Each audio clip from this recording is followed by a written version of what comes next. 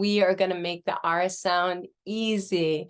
We're going to do that by neighboring sounds. So the sounds before the R and the sounds after the R can make this R easier to produce. We could also have sounds before and after the R with the R sandwiched in between like an Oreo cookie, and that'll make the R especially easy. And by the way, if you have not joined the Sparkle in School membership yet, do so before October 1st.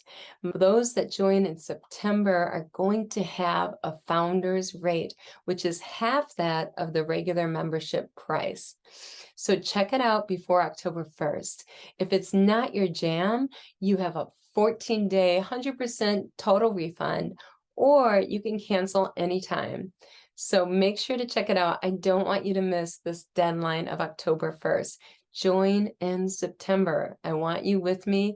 We are doing amazing work. I'm getting excellent feedback at the early intervention level. I'm getting great feedback at the preschool level, and I'm getting great feedback at the elementary level. The kids are loving it. It's going to make therapy easy for you. It's going to make therapy so engaging with all of the children you work with, and it's going to make therapy highly effective. So there's 3 types of sounds we're going to look at today. We're going to look at vowels that make the R easier to produce. We're also going to look at vowels that make the R harder to produce. So we're going to want to use the sounds that are easier to produce for when we establish the R, when the child is just learning how to produce it correctly. And then we're going to take the vowels where this R is harder to produce, and we're going to save that for generalization to challenge the child at the end to improve the R in conversational speech. The second area we're going to look at today are my favorite, clusters. We're going to look at what clusters make the R easier to produce. We're going to also look at what clusters make the R harder to produce. So once again, we're going to go to those easy R clusters when we want to establish the sound in the beginning, establish correct production. After that, we're going to want to challenge the child by giving them the difficult clusters that have the sounds that make R hard to produce. So we're going to want to know both for the establishment phase of therapy and for the generalization phase. The third area we're going to look at today is we're going to look at the postvocalic R. So that's when children have difficulty producing the R after the vowel. What do we do then? I'm going to show you some really cool techniques that help the child produce the R correctly after the vowel in the postvocalic position. I hear from a lot of my elementary age speech language pathologists that that can be a problem that can habituate and be very difficult to change, the postvocalic R. I'm going to show you some really neat tricks at the end on what you can do with the postvocalic R. Let's get started first on the vocalic R and what vocalic R's are helpful and which ones are harmful to R production. So let's go into the vocalic R. We're going to start with the vowel, such as bear. This is an excellent vowel combination to produce the R. You have your lips retracted, bear. You can do it yourself while you're listening. Bear. And you also have the tongue lifted toward the palatal region of the mouth. So the really helps in producing the R. Take that combination, put it in your pocket. We're going to use this in other contexts to help the child produce R. We like the ear. Let's look at another vocalic R. The next one would be such as bare, such as bare bones. Now there we have the drop of the mouth with the air sound. That is not such a good combination because when the jaw drops and the tongue drops, that makes it further away from the R. So that makes the R harder to produce. So bare, such as something as bare without anything, that is not a good combination. Don't put that in your pocket. That is going to be something we'll want to use at the generalization phase to challenge the child. Let's look at another vocalic R and see if that's going to be good for establishment. What if we say buyer, like the buyer of goods? Now, once again, that's not the best R for establishment because you open your mouth with the ah, buyer. And that means that makes the R more challenging to produce because your mouth is open, and that means the tongue has to travel further up to get to that palatal position for the R. So buyer is not good for the establishment phase. We're going to put that on the shelf, and we'll want to use that when it comes to generalization. Let's look at the next vocalic R. What about the unstressed at the end of the word, such as remember? That is a great R. We have the centralized which is very close to the R where it's produced. It's adjacent to it. We'll want to take that and put it in our pocket. We can use that to help us produce the R in other contexts. This is a great tool to have. So far, we like ear, such as the ear on your head, ear, and we like the word as well, because this is both areas where the vowel helps us produce the R because the tongue is in an adjacent position for the R. It makes it easier. Let's see what else we have. We also can have the stressed such as Uber. If you're going to drive an Uber. So that's another great position, that helps with the R.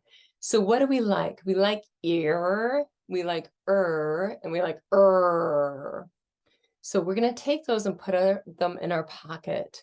So what are we going to do with these When are we going to take them out? I suggest you take them out wherever the child needs help producing the R. So if the child has difficulty in the beginning of the word, such as a word such as rake, and the child's saying wake for rake, take that out and put it before the R in that word. So say rake.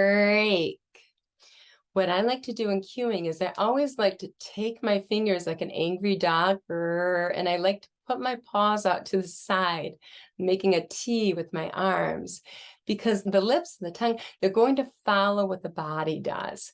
The body and the mouth are very connected. So for instance, if you take your hands and you wave them high in the air, woo, in a celebratory manner, it's going to be very hard for you to have an angry voice and to have angry facial expression on your face. The mouth and the body are so connected. When your hands go out to the side, your lips will too. I always do that with the R because children tend to round the lips like a W. The next area we can use it in is in blends. In blends such as the word scrape, which is my favorite cluster of them all, as I mentioned in the last episode on S blends. I can put it between the K and the R to make sure to facilitate a good R. So if the child's saying swape, I'm going to go ahead and say, let's say that again, scrape. So I'm going to throw that in between the K and the R. Where else can I take that out of my pocket? I can also postvocalically. For instance, if the child is saying remember, for remember, I can go ahead and add an at the end. I can say, let's say it again, remember, and throw in at the end to really emphasize the and get a nice retraction of the lips. So you might be wondering, okay, Kelly, you're throwing the in before the words. You're throwing the between clusters. You're throwing the word in postvocalically. Aren't you concerned that the child's going to continue producing in conversational speech, that it'll become a habit that's hard to break? And I'm going to tell you, I'm not. That's because adding that before a word, within a blend, at the end of the word, it's a lot of work. And children always take the path, just like we do, of least resistance. So you don't do extra work if you don't have to. We're exerting more energy than we have to register a correct sound so that they can really feel in their mouth what it feels like to have retracted lips, what it feels like to have the tongue at the roof of the mouth in the R sound. When they go into the real world in conversational speech, they will take it down a level. I have never had a child that has persisted in adding the that we use for establishment. They drop it. It's just like when we use very slow speech to establish correct production. It's just like if the child is talking at a very slow pace using dynamic tactile temporal cueing, I never have to encourage the child to hurry up their speech unless the child has dysarthria or cerebellar ataxia. Most children will speak at a quicker rate because it's more efficient. We always do the most efficient behavior possible. It's human nature. So we talked about that and how we can throw that in different areas now that we have. We're going to use that to help with the R production. And we talked about how we can throw it in before a word, in the middle of the word, near the end of word, and it can help in aiding in correct production. Let's talk now about the blends. What blends are going to help the child produce the R sound? First, the K and G. You have the lips retracted and you also have the tongue pulled back because they're velar sounds. So, for instance, cream, green. These are excellent blends to get an accurate R production established. What other sounds are good in the blend level? Well, if we move to the fricatives, the F is very good because the lips in the labial dental position are not rounded. Free, for instance, in the verb free something. Let's look at another one. Shh, that's a nice palatal sound that is adjacent to where the R is produced. Let's look at the next area, affricates. So we have the TR and the DR blends, which are really affricate blends. Train. And let's look at the DR. Drop. Once again, you have that palatal area of the tongue, and also your lips are protruded in kind of an angry dog teeth manner, which really does help with the R. What else can we look at here? Let's look at the THR blend. I do not like THR at the preschool level. And the reason for that is because our research has found that it does not generalize to other sounds. I think it's just because the TH is outside of the mouth and it's so different from the other sounds within the mouth that the specificity of THR is so unique that even though it's complex, it doesn't impact the sounds inside of the mouth. So I don't use THR at the preschool level. However, my elementary colleagues do, and they report that it really does help with the R sound. And that's because you have the lips retracted, and the R, to produce the R, you simply have to go pull the tongue back and retract it a bit and elevate it. So THR for the elementary level, I'm hearing great things about to facilitate the R sound. However, for a child with many ears, I do not recommend the THR sound because it's an outsider. It's just too different from the other sounds and it doesn't impact them the way an S blend would. When we go to the 3-element blends, the SKR is the best for establishing the sound. You have the S and the K in which the lips are retracted. You have the tongue up to the velar region, making the R easy. So SKR is great for establishing, but SPR is not. And that's because you have the P with the rounded lips, which encourages the child, for instance, to say spray for spray. Another sound that's challenging is STR, and that's because the child is going to have to produce the T up at the velar ridge in the front of the mouth, all the way back to the palatal area. So that's more challenging than SKR. So when do I use STR and SPR? At the very end. What is not great for the R are those labials. So if you're thinking P and B, you have your lips rounded. That makes the R very, very difficult. So those are great for generalization to challenge the child. They are not great for establishing the R sound. Lastly, we are going to go to the postvocalic R. Now, at the preschool level, I do not have a problem with postvocalic R. They're the first to come into play. And that's because when you're doing something from the vocal area to the R, you have the tongue in a centralized position. So the tongue is already in the middle of the mouth. It just simply has to elevate to get to that R. When your mouth is at rest, if you just close your mouth right now, the tongue is at the alveolar ridge, so it's going to have to go from 0 to 100 to get to the R. When it's in a vowel position, it's going from 50 to 100 to get to the R. It's halfway there. However, my elementary colleagues have these habitual patterns in which the children postvocalic R's are very much ingrained to be rounded into a W.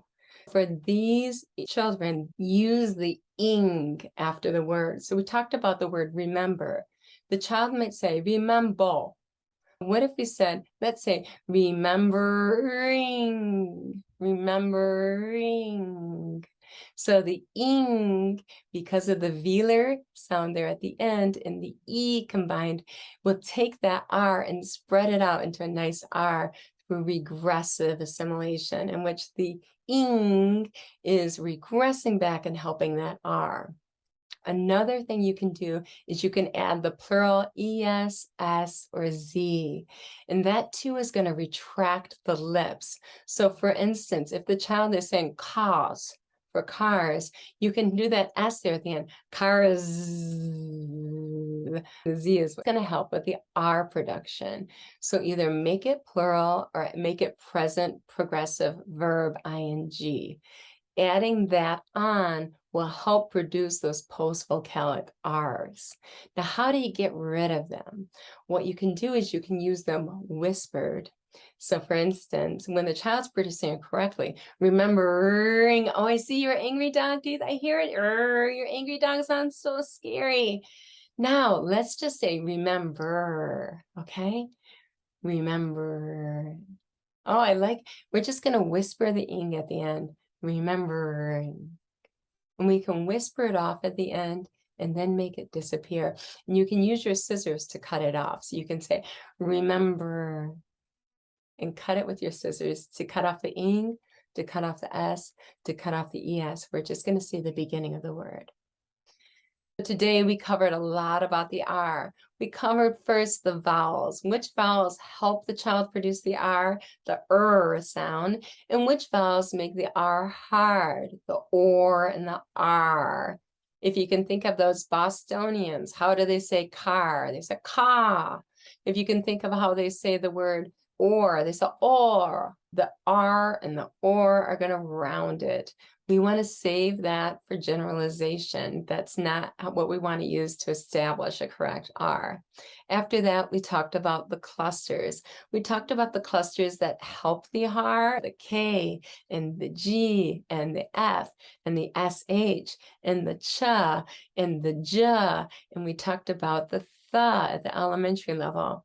And there we talked about the P, and we talked about the B.